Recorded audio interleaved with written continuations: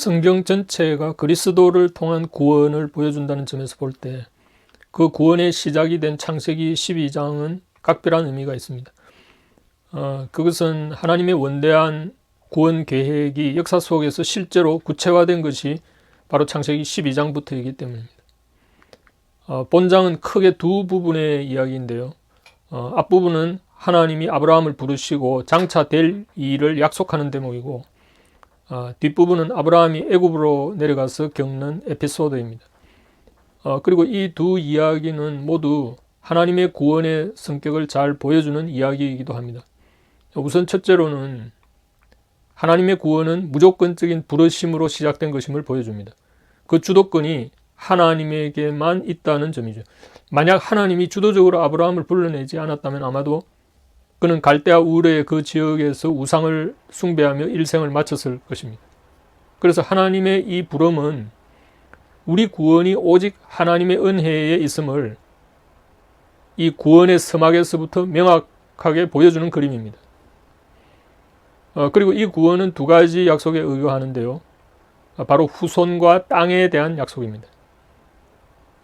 이것은 바로 아브라함의 후손으로 주어지는 씨, 곧 그리스도를 통한 하나님의 나라, 이게 땅에 대한 약속이라고 볼 수 있는데요.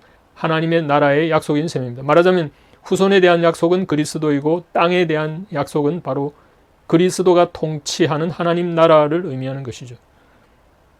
또한 이런 하나님의 부르심과 약속은 단지 이스라엘 민족에 국한된 것이 아니라 땅의 모든 족속이 너를 인하여 복을 얻을 것이니라 라는 3절 말씀처럼 열방을 향한 선교적 목적도 포함되어 있는 겁니다.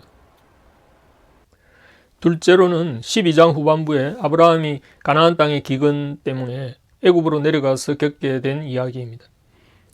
이것은 아브라함이 아내 사레를 누이라고 속인 일로 바로가 사레를 취할 뻔한 위기를 하나님이 구해주시는 에피소드입니다. 이 이야기는 흔히 아브라함의 실수에 초점이 맞춰져서 해석하는 경우가 대부분인데요. 그러니까 믿음의 인물도 때로 연약해져서 실수할 수 있고, 그래서 항상 조심해야 한다는 교훈을 주는 이야기로 이해하게 되는데요. 물론 그런 교훈을 당연히 받아야 하는 것은 맞습니다. 그러나 이 이야기의 핵심은 조금 다른데요. 오히려 이 이야기는 하나님이 택한 사람을 하나님은 어떤 난관 속에서도 보호하신다는 것을 보여주는 이야기라고 봐야 합니다. 한번 생각해 보십시오. 만약 아브라함의 아내 사레가 애굽의 왕에게 빼앗기면 어떻게 되겠습니까? 당연히 아브라함과 사레의 후손으로 올 그리스도의 탄생은 물거품이 되는 겁니다. 때문에 하나님은 아브라함이 자초한 이 위기로 인해서 너무도 초조하고 급박해서 바로의 궁에 재앙을 내리신 거죠. 여기서 재앙을 내렸다는 말은 어떤 큰 벌을 내렸다는 의미라기보다는 이 바로의 행위를 가로막기 위해 찬물을 끼얹은 행동을 이렇게 표현한 듯 합니다. 그러니까 이 대목에서 하나님의 심정은 마치 이런 것이 아니었을까요? 아브라함아, 아브라함아, 네가 어쩌자고 그런 일을 벌였느냐. 지금 내 아내가 바로에게 빼앗기면 훗날 네 씨로부터 태어날 구원자에 대한 나의 약속은 어떻게 되겠니? 아무튼 일단 이 급한 불을 꺼야 하니 어쩔 수 없이 내가 바로의 궁에 재앙을 내릴 수밖에 없구나. 하마터면 큰일 날 뻔했다. 아브라함아, 아브라함아.